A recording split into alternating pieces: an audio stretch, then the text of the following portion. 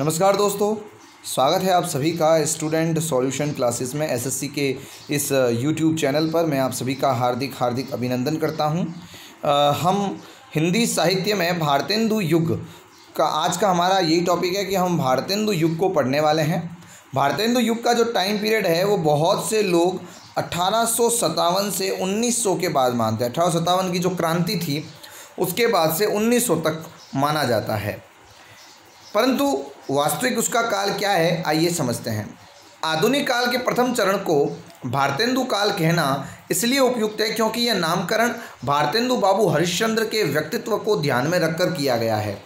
देखिए, इस समय जो बड़े महान राइटर्स हुए, देखिए कभी भी किसी भी काल का नाम जो है ना वो उस समय के किसी महान राइटर के, महान लेखक के कारण रखा जाता है। जैसे प्रेमचंद का काल आता है, प्रेमचंदोत्तर काल, प्रेमचंद से पूर्व काल, यानी एक प्रेमचंद को सेंटर में रखकर हम हिंदी उपन्यास की पूरी बात कर सकते हैं। हिंदी निबंध की बात करेंगे तो हम आचार्य रामचंद्र शुक्ल को सेंटर में रखकर, आचार्य रामचंद्र शुक्ल को केंद्र में रखकर बात करेंगे। लेकिन जब हम आधुनिक काल की बात करते हैं तो आधुनिक काल का जो प्रारंभ है वो माना जाता है भारतेंदु बाबू हरिश्चंद्र से माना जाता है। देखिए, भारतेंदु ने जो रचना की, देखिए इनकी उम्र वैसे भी 35 साल की छोटी सी उम्र लेकर आए थे, और फिर इनके जो रचना काल का टाइम पीरियड है वो भी बहुत ज़्यादा कम है, यानी मात्र 5 साल इन्होंने रचनाएं की है। 1850 से 1885, यानी ये 35 साल का जो काम है इनका, ये भारतेंदु का पूरा रचना काल माना जाता है। ये छोटी सी उम्र लेकर आए थे अपने जीवन काल में। 1900 ईस्वी में, देखिए हम इसके काल का निर्धारण करने के लिए क्या करते हैं कि 1900 ईस्वी में सरस्वती पत्रिका का प्रकाशन शुरू हुआ और 1903 में महावीर प्रसाद द्विवेदी इसका संपादक बन गए। जब महावीर प्रसाद द्विवेदी सरस्वती पत्रिका के संपादक का भार उन्होंने संभाला तो वहीं से बच्चों द्विवेदी काल का प्रारंभ हो जाता है। तो हम एक तरीके से इस पुनर्जागरण काल या भारतेंदु काल को 1850 से 1900 तक का मान सकते हैं। 1850 से 1900 तक का जो काल है उसे हम भारतेंदु काल अथवा पुनर्जागरण काल के नाम से जानते हैं।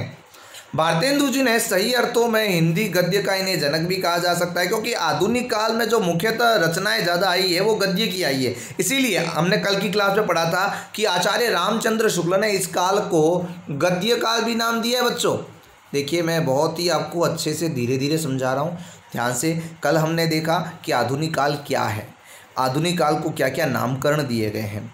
आज हमने प्रारंभ किया है भारतेंदु काल, भारतेंदु युग, इसे पुनर्जागरण काल भी कहा गया है। ठीक है जी, यहाँ पर इसका टाइम पीरियड हमने फिक्स किया है, इसका जो समय है उसे हमने सेट किया है, वो समय है 1850 से 1900 तक की ये समय रहता है। आगे बढ़ते हैं बच्चों।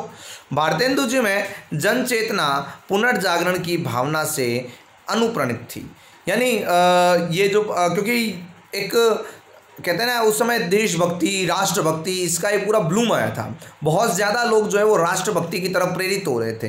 तो इन जो पुनर्जागरण है वो यही था कि लोगों को अपने मरुभूमि के प्रति जो प्रेम है उससे जगाया जाए, क्योंकि अंग्रेज़ों का शासन था, अंग्रेज हमारे ऊपर अत्याचार किए जा रहे थे। तो स्वदेशी वस्तुओं के महत्व को बताने के लिए, गौ रक्षा को बताने के लिए, बाल विवाह को निषेध करने के लिए, शिक्षा का प्रसार बढ़ाने के लिए, मद्य निषेध यानी जो धूम्रपान, मद्य आदि करते हैं उनको निषेध करने के लिए, भ्रूण हत्या की निंदा करना, ये उस समय के कवियों, उस समय के राइटर्स का मुख्य सब्जेक्ट था, फेवरेट सब्जेक्ट था।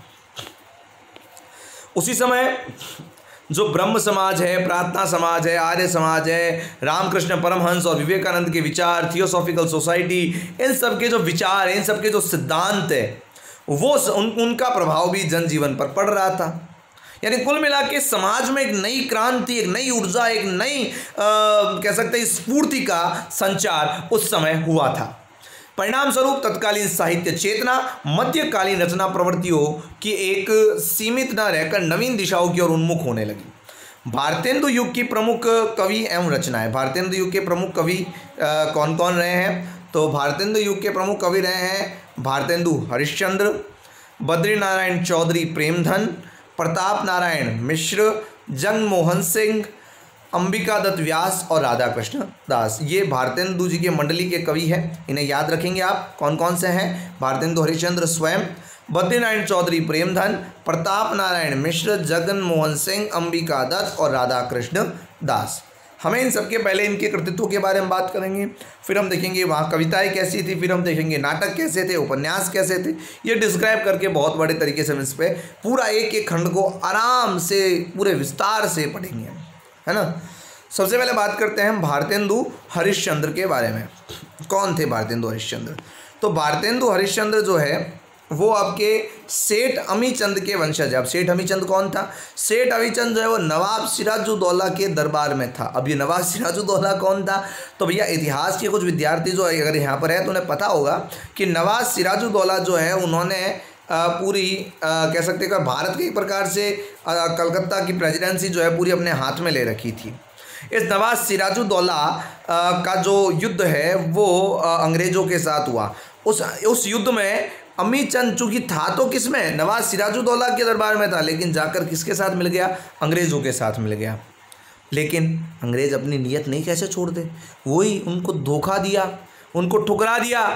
तो बेचारे इन्हीं सेठ अमीचंद के परपौत्र हुए गोपाल चंद गिरधर दास, उनके बेटा हुए हैं भारतेंदु हरिश्चंद्र। एक प्रकार से सेठ अमीचंद के लड़पौत्र है ये, ठीक है जी। तो ये इनकी वंशावली बताना औचित्य ये है कि हम इनके बारे में पूरी जानकारी लें, है ना, आधी अधूरी जानकारी नहीं होनी चाहिए।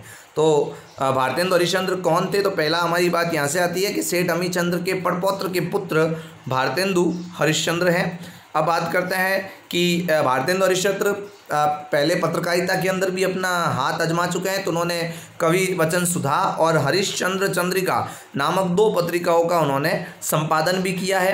कुल मिला के इनकी 70 कृतियां हैं, लेकिन उनमें जो मूल और बहुत फेमस लोक प्रसिद्ध कृतियां हैं उनके बारे में बात करें तो प्रेम वाटिका, प्रेम सरोवर, गीत गोविंदानंद, वर्षा विनोद, विनय प्रेम पचासा, प्रेम फुलवारी और वेणु गीति, ये इनके प्रमुख रूप से ग्रंथ हैं। उन्होंने हिंदी, ब्रज, उर्दू शैली में भी कई सारी कविताएं लिखी। मुख्य रूप से नई कविता के प्रवर्तन रहे, मतलब नई प्रकार की रचनाएं, सच्चे देशभक्त, पूरी आप अंधेर नगरी पढ़िए, आप भारत दुर्दशा पढ़िए, है ना, अंधेर नगरी, चौपट राजा, टके शेर भाजी, टके शेर खाजा, ये जो उन्होंने नाटक लिखा, एक छोटा सा नाटक लेकिन क्या ऊर्जा, क्या स्फूर्ति। कभी समय मिले तो अवश्य रूप से ये नाटक अवश्य पढ़िएगा, या फिर आपको अगर उसकी नाटक की PDF और कुछ भी चाहिए तो मुझे ज़रूर बताइए, मैं आपके साथ शेयर करूँगा और कभी उस नाटक पर बात भी कर लेंगे अपने, कोई दिक्कत नहीं है। आप मुझे कमेंट बॉक्स में बता देना, तो हमने कभी उस नाटक पर अवश्य बात करेंगे। अंधेर नगरी पर बहुत ही शानदार नाटक भारतेंदु जी ने यहाँ पर लिखा है। तो नवयुग के अग्रदूत है, मतलब तत्कालीन समस्याएं क्या है, उन समस्याओं पर बातचीत करते थे, उन समस्याओं पर चिंतन करते थे, और वैसा ही उनके लेखन शैली में प्रवृत्त हुआ। Thank you for watching. देखने के लिए धन्यवाद। लाइक कीजिए, शेयर कीजिए, सब्सक्राइब कीजिए, और अधिक से अधिक लोगों को आप इसमें जोड़ने का काम कीजिए। ये आपका काम है ना, कि आप जो है ये जो हमने जो मुहिम चलाई है ज्ञानशाला की, इस ज्ञानशाला में अधिक से अधिक लोग जुड़े, ये आपका उत्तरदायित्व बनता है। इस वीडियो को लाइक करें, इस वीडियो को शेयर करें अपने दोस्तों के साथ, और उन्हें आप SSC की ज्ञानशाला से जोड़िए। Thank you for watching. देखते रहिए, सीखते रहिए।